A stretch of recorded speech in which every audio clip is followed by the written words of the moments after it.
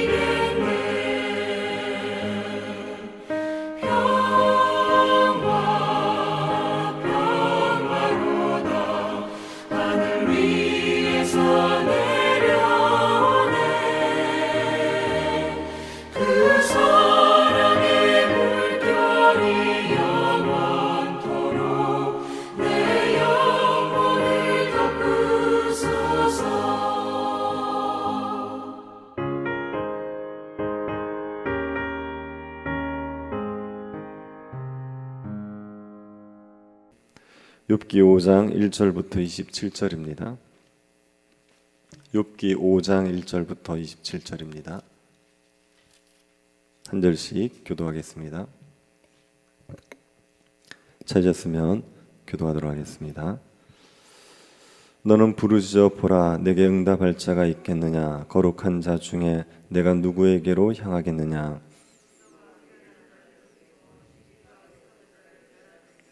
내가 미련한 자가 뿌리 내리는 것을 보고 그의 집을 당장에 저주하였노라.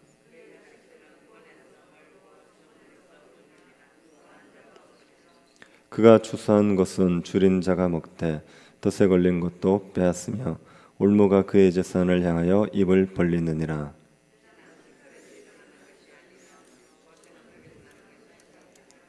사람은 고생을 위하여 났으니 불꽃이 위로 날아가는 것 같으니라.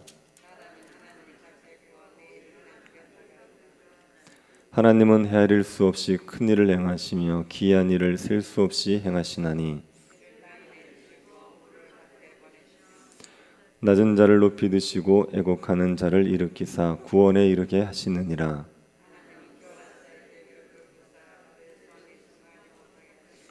지혜로운 자가 자기의 계략에 빠지게 하시며 간교한 자의 계략을 무너뜨리심으로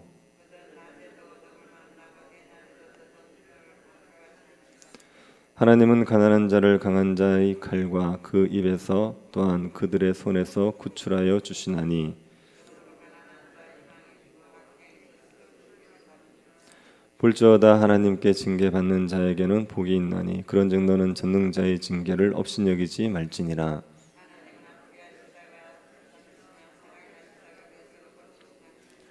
여섯 가지 환난에서 너를 구원하시며 일곱 가지 환난이라도 그 재앙이 내게 미치지 않게 하시며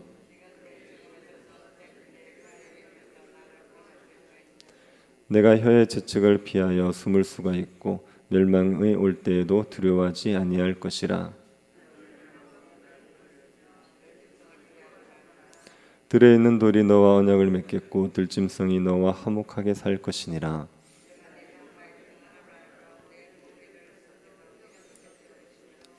내 자손이 많아지며 내 후손이 땅의 풀과 같이 될 줄을 내가 알 것이라.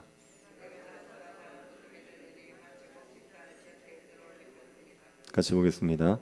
볼지어다 우리가 연구한 바가 이와 같으니 너는 들어보라. 그러면 내가 알리라. 아멘. 욥의 친구가 세 사람입니다. 대만 사람 엘리바스, 수아 사람 빌닷, 나아마 사람 소발 세 사람입니다. 욥기는 욥과 이 친구들의 대화가 대부분입니다. 욥의 친구들 중에 엘리바스가 가장 먼저 욥에게 말을 하는 것을 시작으로 욥과 세 친구들의 대화가 많이 있습니다. 엘리바스가 세 친구 중에서 나이가 가장 많았을 것입니다. 15장 10절을 보면 엘리바스가 이런 말을 합니다. 우리 중에는 머리가 흰 사람도 있고 연로한 사람도 있고 내 아버지보다 나이가 많은 사람도 있느니라. 욥의 친구 중에 머리가 흰 사람도 있고 연로한 사람도 있다고 하시오. 아버지보다 나이 많은 사람도 있다고 했습니다. 엘리바스가 이 욥의 아버지보다도 나이 많다고 말하는 친구일 것 같습니다. 그래서 엘리바스가 욥에게 제일 먼저 말을 한 거지요. 엘리바스는 욥을 위해서 충고를 한 겁니다. 욥이 자신의 생일을 저주하고 죽기를 바라고 있으니까 욥에게 다시 회복될 수 있다는 소망을 주기 위해 충고를 한 겁니다. 엘리바스는 처음에는 욥에게 너의 고난이 죄 때문이라고 간접적으로 말을 했습니다. 죄 없이 망하는 자가 없다는 원리를 가지고 욥의 고난이 욥의 죄 때문이라고 간접적으로 말했습니다. 그런데 말을 하면서 엘리바스의 말이 점점 거칠어집니다. 욥에게 독설과 같은 말을 퍼붓게 됩니다. 1절을 보시기 바랍니다. 너는 부르짖어 보라, 내게 응답할 자가 있겠느냐? 거룩한 자 중에 내가 누구에게로 향하겠느냐? 엘리바스는 욥에게 네가 부르짖어도 응답할 자가 없다는 겁니다. 넌 거룩한 자 중에 누구에게도 하소연을 할 수 없는 처지라고 했습니다. 거룩한 자는 천사를 말합니다. 내가 천사에게 부르짖어도 천사가 듣지 않을 것이라고 했습니다. 그 이유가 무엇입니까? 2절을 보시기 바랍니다. 분노가 미련한 자를 죽이고 시기가 어리석은 자를 멸하느니라. 욥이 분노와 시기를 가지고 있기 때문입니다. 욥은 자신의 생일을 저주하고 죽고 싶다고 했습니다. 엘리바스는 욥이 자기 죄 때문에 고난당하고 있으면서도 어리석게 자기 생일을 저주하면서 분노하고 있다고 말한 거죠. 그래서 욥이 부르짖어도 아무도 듣지 않을 것이라고 했습니다. 엘리바스가 하는 이 말은 우리가 흔히 듣는 말입니다. 우리가 죄를 회개하지 않은 채 하나님께 부르짖어 보십시오. 그러면 하나님께서 우리의 기도를 들어주시겠습니까? 죄악을 품고 있으면 하나님께서 우리의 기도를 듣지 않습니다. 이 말이 맞는 말입니다. 그런데 욥에게 이 말을 해서는 안 되는 겁니다. 욥은 죄 때문에 고난당하고 있는 게 아니기 때문입니다. 엘리바스는 욥이 죄 때문에 고난당하고 있다고 단정하고 욥의 죄 때문에 욥이 기도해도 아무도 듣지 않을 것이라 말한 겁니다. 엘리바스는 욥이 잠시 잘 되는 것 같았지만 결국은 망하는 미련한 자였다라고 얘기합니다. 3절을 보십시오. 내가 미련한 자가 뿌리 내리는 것을 보고 그의 집을 당장에 저주하였노라. 엘리바스는 미련한 자가 뿌리 내는 것을 보고 그 집을 저주했다 이렇게 얘기하죠. 미련한 자는 지적으로 어리석은 자가 아니라 도덕적으로 악한 자를 말합니다. 미련한 자가 뿌리 내린다는 것은 미련한 자가 잘 된다는 겁니다.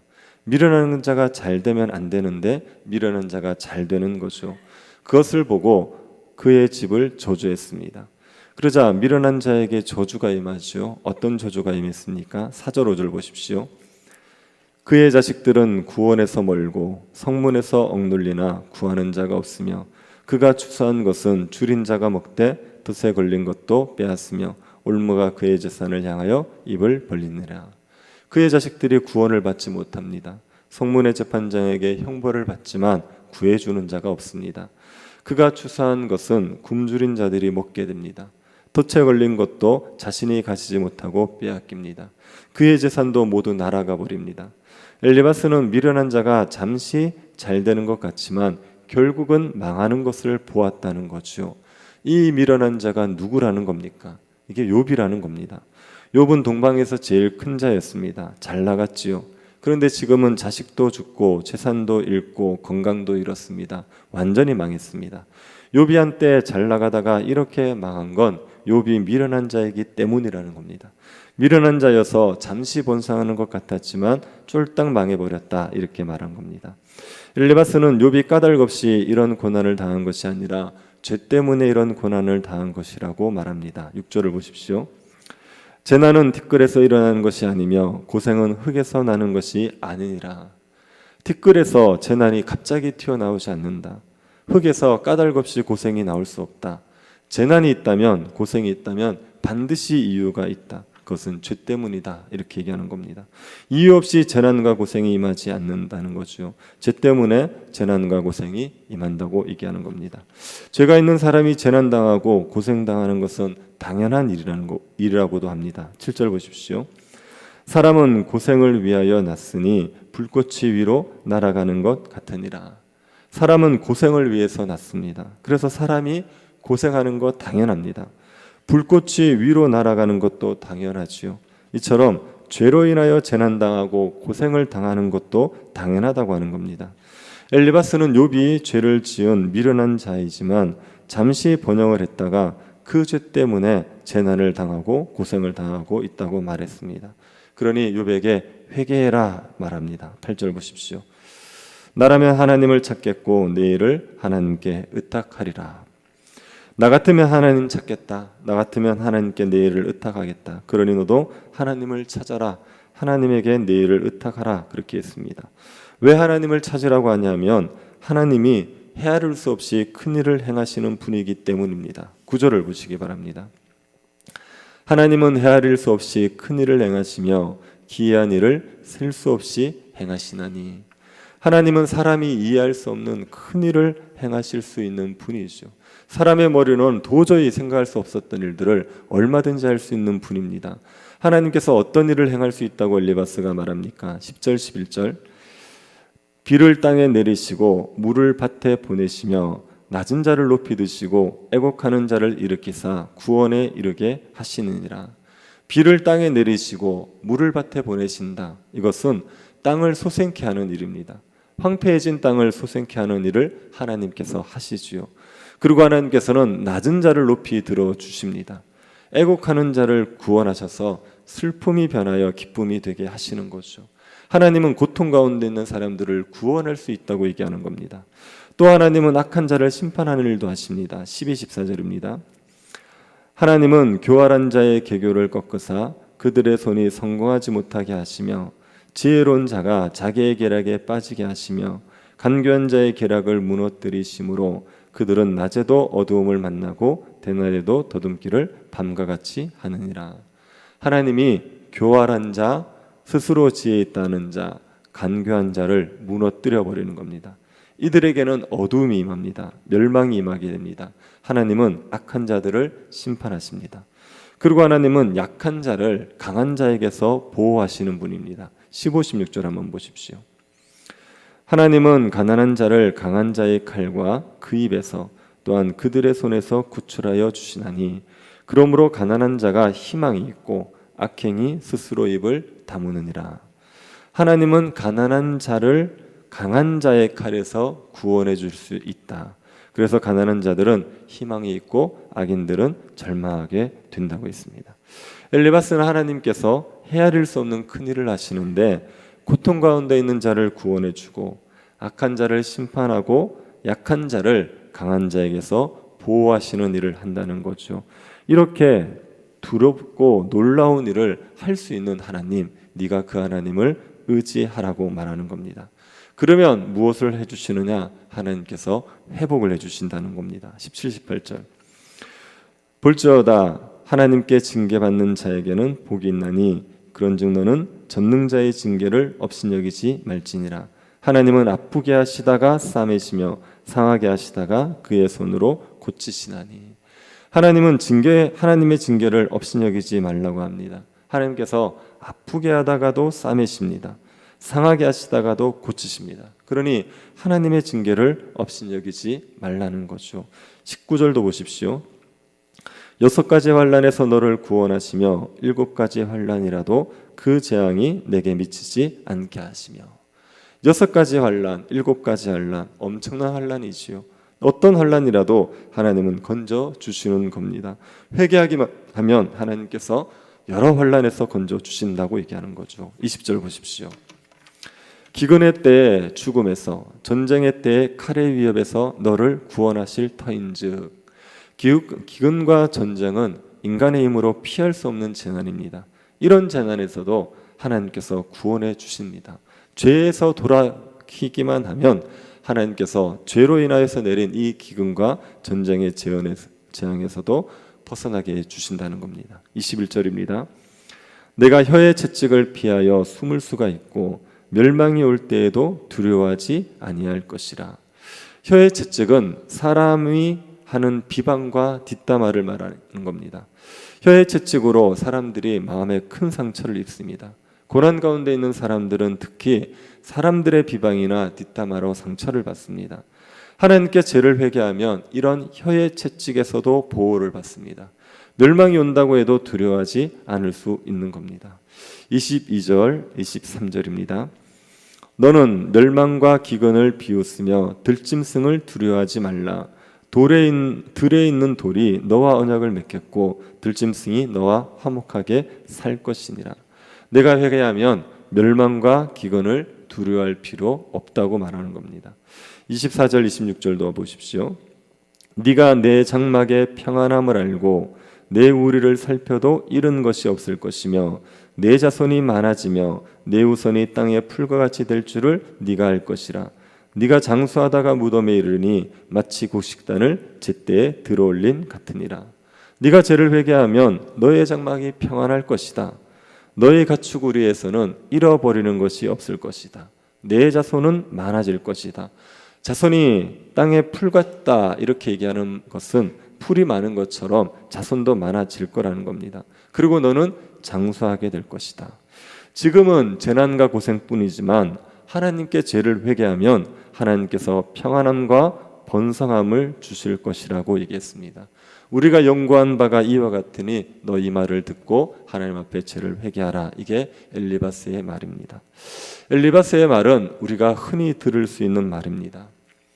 고난 가운데 있는 성도들에게 하나님을 의탁하라, 우리가 이렇게 얼마나 말을 많이 합니까? 그리고 죄를 회개하라는 말도 많이 하죠. 죄를 회개하면 하나님 얼마든지 회복시켜 주실 수 있다. 이 말이 전혀 틀린 말이 아닙니다. 그런데 이 말이 꼭 맞는 말도 아닙니다. 욥에게 맞지 않는 말입니다. 또 현재 고난당하고 있는 성도들에게도 맞지 않을 수가 있습니다.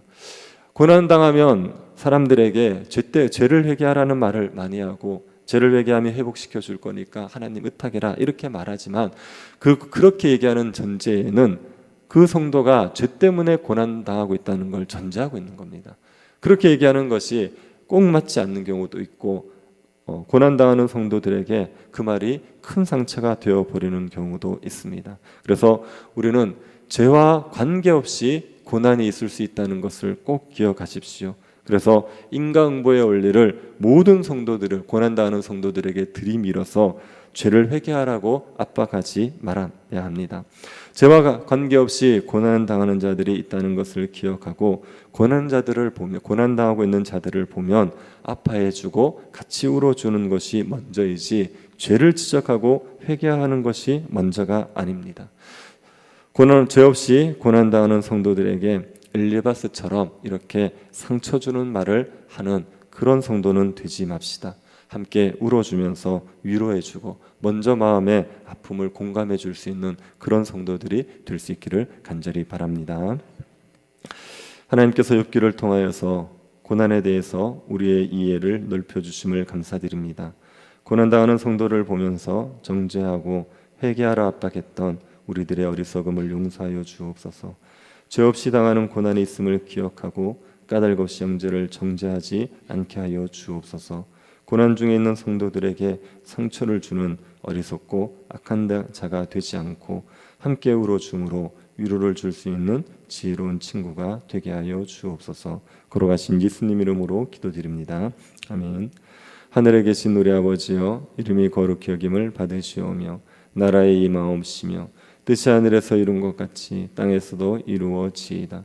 오늘날 우리에게 일용할 양식을 주옵시고, 우리가 우리에게 죄 지은 자를 사하여 준 것 같이 우리 죄를 사하여 주옵시고, 우리를 시험에 들게 하지 마옵시고 다만 악에서 구하옵소서. 대개 나라와 권세와 영광이 아버지께 영원히 있사옵나이다. 아멘. 세교단 건축에 위해서 기도해 주시고, 슬픔 중에 있는 가정이 있습니다. 하나님께서 위로해 주시기를 기도해 주시고, 오늘 권찰에 야유회가 있는데 야유회를 위해서도 기도해 주시고 개인적으로 기도하시기 바랍니다.